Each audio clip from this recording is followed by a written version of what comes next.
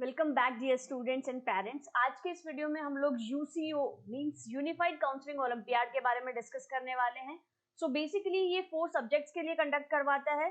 एनएसटीएसी is for science, UIMO is for mathematics and UCO is for cyber means computer से related होगा आपकी सारा questions. UI is for English and this is for science. So basically 4 subject पे ये focus करता है। अगर आप भी इंटरेस्टेड हैं इन चारों में से किसी एक सब्जेक्ट के लिए तो जरूर आप इस ओलंपियाड में पार्टिसिपेट करवा सकते हैं अपने बच्चे को। कैसे पार्टिसिपेट करवाना है, आपको गूगल पे ये वेबसाइट टाइप करनी है यूनिफाइड काउंसिल और आपके सामने कुछ इस तरीके का पेज डिस्प्ले हो जाएगा। 2 तरीके से आप इसमें पार्टिसिपेट करवा सकते हैं, बच्चे के स्कूल के थ्रू, और अगर स्कूल नहीं करवाता है तो आप ऑनलाइन डायरेक्ट भी करवा सकते हैं। यस, आपको पूछने हैं स्कूल में यहाँ के जो भी प्रिंसिपल है, इनकी क्लास टीचर है, कि क्या आप ये ओलंपियाड कंडक्ट करवाते हैं, तो आप जा सकते हैं। बिकॉज आपके बच्चे को स्कूल प्रीमिसेस में एग्जाम देना होगा, स्कूल आवर्स में एग्जाम देना होगा, कुछ भी उसको अलग से नया करने की जरूरत नहीं है। इन केस अगर वो स्कूल नहीं कंडक्ट करवाता है तो उस केस में आप ऑनलाइन जा सकते हैं। कैसे? जैसे ही आप इस वेबसाइट पे क्लिक करेंगे, यहाँ पे ऑनलाइन का ऑप्शन आप देख सकते हो, साइबर ओलंपियाड के लिए, इंग्लिश ओलंपियाड के लिए, मैथ्स के लिए, साइंस के लिए। और जैसे ही आप इस पे क्लिक करते हैं तो इस तरीके का आपके पास में विंडो आती है, जहाँ पे आपके पास में पूरी डिटेल गिवन है कि आप किस तरीके से पेमेंट करके इस वेबसाइट की हेल्प से आप अपने बच्चे को रजिस्टर कर। तो जरूरी है, मैंने अपने हर वीडियो में बताया है, वैरायटी ऑफ क्वेश्चंस करवाने से हमारे बच्चे का ब्रेन डेवलप होता है। उसको सोचने के लिए कहीं ना कहीं मजबूर होना पड़ता है कि अगर इस टाइप के क्वेश्चंस आते हैं तो मुझे कैसे ट्रिक्स लगानी होगी। जैसे हम फिजिकल एक्सरसाइज से फिट रहते हैं, सिमिलरली जब हमारा ब्रेन एक्सरसाइज करता है, अलग अलग तरीके के काम करता है, तो हमारा ब्रेन भी ज्यादा अच्छे से काम कर पाता है। क्रिटिकल थिंकिंग हमारे ब्रेन में डेवलप होती है। सो बच्चे के लिए हेल्पफुल होगी। देन उसके बाद में क्या एलिजिबिलिटी है, मींस कौन सी क्लास के बच्चे दे सकते हैं। क्लासेस 1 to 10 और 11 12 में जिनके पास मैथमेटिक्स या फिर बायोलॉजी है। मैथमेटिक्स का एग्जाम 1 to 10 के बच्चे दे सकते हैं, cyber is for 2 to 10 and for English it is 1 to 10। Means 1 to 10 में तो ज्यादातर सारे बच्चे दे ही सकते हैं ये सारे ओलंपियाड्स। किस किस डेट को एग्जाम होने वाला, अगर आप स्कूल की तरफ से रजिस्ट्रेशन करवाते हैं तो 1 और 15 दिसंबर को आपका एग्जाम रहेगा, फ्राइडे को रहेगा। एंड अगर आप डायरेक्टली करवाते हैं वेबसाइट पे खुद से जाके रजिस्टर करवा के, तो उस केस में आपका जनवरी में एग्जाम होगा, दैट विल बी 28 जनवरी 2024 में, जो कि संडे को होगा। Similarly for mathematics 15 December and direct के लिए अगर हम देखें तो ये फरवरी में होगा। फॉर साइबर ओलंपियाड अक्टूबर में होने वाला है, 4-10 मींस 4 अक्टूबर एंड डायरेक्टली की अगर हम बात करें तो 7 जनवरी को होगा। सिमिलरली फॉर इंग्लिश 3 एंड 17 नवंबर में होगा। देन डायरेक्ट की अगर हम बात करें तो 21 आपका जनवरी को होगा। कितना फी देना पड़ेगा? It is very nominal charges, 150 for each subject. जिस भी सब्जेक्ट में आप पार्टिसिपेट करवाना चाहते हैं, सभी सब्जेक्ट में करवाना चाहते हैं, तो 150 पर सब्जेक्ट लगने वाले हैं। क्या क्या इनके अवार्ड्स रहने वाले हैं, जो बच्चा एनएसटीएसी में टॉप करता है उसको 2 लाख के कैश प्राइजेस मिलते हैं। जी हाँ डियर पेरेंट्स, और क्लास वाइज टॉप करने वाले बच्चे को भी लैपटॉप, पीसी, मोमेंटो, ये सारी चीजें मिलती है और बहुत सारे इसके पर्क्स हैं, बहुत सारी आपको चीजें मिलती है। क्या होता है, जब हम बच्चे को ये एग्जाम्स दिलवाते हैं तो हमें ये पता लगता है कि मेरा बच्चा एग्जैक्टली लैग कहाँ पे कर रहा है, किस पर्टिकुलर एरिया पे मुझे काम करना है।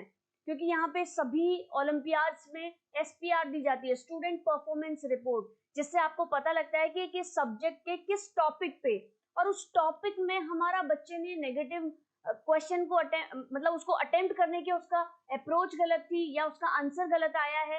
ये सारी चीजें हम एनालिसिस कर सकते हैं अपने बच्चे के लिए और उनको बना सकते हैं फ्यूचर रेडी। सो मेरा यही आप लोगों से हमेशा कहना होता है कि आप अपने बच्चे को सभी चीजों में पार्टिसिपेट करवाएं। कितना रैंक आ रहा है, कितना मार्क्स आ रहा है, डजंट मैटर। आपको पता चलेगा कि आपका बच्चा किस पर्टिकुलर फील्ड में कितना अच्छा कर पा रहा है और अकॉर्डिंगली आप उसके फ्यूचर के लिए प्लान कर पाएंगे, उसके फाउंडेशन पे अच्छे से वर्क कर पाएंगे। आई होप ये बात आप लोगों को क्लियर हो गई होगी। एनएसटीएससी के पेपर के बाइफरकेशन की अगर हम बात करें कि कौन से क्लास में कितने मार्क्स होता है, कितने नंबर का पेपर होता है, तो ये पेपर जो होते हैं ये सारे 1 आवर के लिए होते हैं। नंबर ऑफ क्वेश्चंस की अगर हम बात करें, क्लास 1 के लिए 40 है, मार्क्स भी 40 है, 2 के लिए 50 है, मार्क्स भी 50 है, and from 3 to 12 it is 60 questions and 60 marks. किस में कितने क्वेश्चंस किस सब्जेक्ट के आएंगे? साइंस में 15 क्वेश्चन जनरल मैथमेटिक्स के होते हैं, रीजनिंग हमें स्किल पता लगती है बच्चे की, and 25 is from general science, it is for class 1 and similarly बाकी क्लासेस के लिए भी यहाँ पे आप देख सकते हो। सो इससे आपको पता चलेगी कि बच्चा कहाँ पे कितना अच्छा कर पा रहा है और कहाँ पे हमें थोड़ा और काम करने की जरूरत है। मैथमेटिक्स की बात करें, क्लासेस 1-2 के लिए 40 क्वेश्चंस आते हैं, 40 मार्क्स का पेपर होता है, 50 same.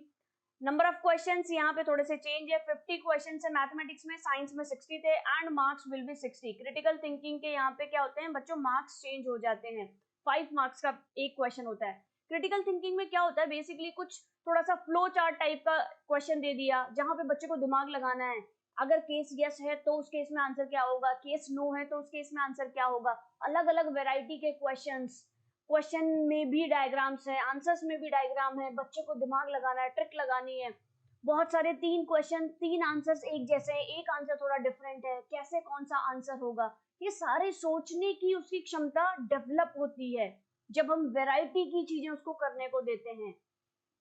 Similarly for cyber olympiad यहाँ पे आप देख सकते हो 50 नंबर का क्वेश्चन होंगे and it is also for 1 hour. English की भी अगर हम बात करें 50 क्वेश्चन होंगे फ्रॉम क्लास 5 to 10th एंड 1 to 4 के लिए 35 क्वेश्चन होंगे, 35 ही मार्क्स आपके होंगे। सिलेबस क्या आएगा, कहाँ से हम ले सकते हैं, वेबसाइट पे जाना है, वहां पे सिलेबस के जैसे आप क्लिक करेंगे सब्जेक्ट वाइज सिलेबस आपको गिवन है पीडीएफ की फॉर्म में, और उसके अलावा आप हमारे टेलीग्राम चैनल को ज्वाइन कर सकते हैं जिसका लिंक डिस्क्रिप्शन में गिवन है, वहां पे भी आपको सब्जेक्ट वाइज सारी पीडीएफ मिल जाएगी क्लास वाइज। आई होप जरूर आप लोग कुछ ना कुछ एफर्ट लेंगे अपने बच्चे के लिए, क्योंकि हमें उसको फ्यूचर रेडी करना है। एक इम्पॉर्टेंट पेरेंटिंग टिप जो हम डिस्कस करने वाले हैं आज के लिए वो ये है डियर पेरेंट्स कि 0 से 8 ईयर्स एंड 9 to 14 ईयर्स, क्योंकि इसके बाद तो बच्चा टीनेज में चला जाता है, दोस्तों के साथ ज्यादा रहता है, but these are the foundation years of our child. So आपको क्या करना है, 0 to 8 ईयर्स में बच्चा बेसिकली ऑब्जर्व ज्यादा करता है, इन्फ्लुएंस ज्यादा होता है मदर से, एंड फ्रॉम 9 to 14 वो होता है फादर से। So choose your words, choose your actions wisely, क्योंकि बच्चे के लिए आप रोल मॉडल है, आप जो करते हैं उसको लगता है यही सही तरीका है। सो आप जैसा बिहेव करेंगे, आप जैसा एनवायरनमेंट अपने घर में रखेंगे, वैसा ही बच्चा भी करेगा। अगर आप गुस्सा करते हैं तो बच्चा भी गुस्सा करना सीखेगा, क्योंकि उसको लगता है कि अच्छा ये कोई अच्छी सिचुएशन है, गुस्सा करने से काम हो जाता है, तो वैसे ही मैं भी अगर गुस्सा करूंगा तो मेरा भी काम हो जाएगा, मेरी भी बात मान लेंगे मम्मा पापा। आप समझ रहे हैं ना साइकोलॉजी, और ये मैं नहीं कर रही हूँ, ये साइकोलॉजी के अकॉर्डिंग ये सारी बातें हैं।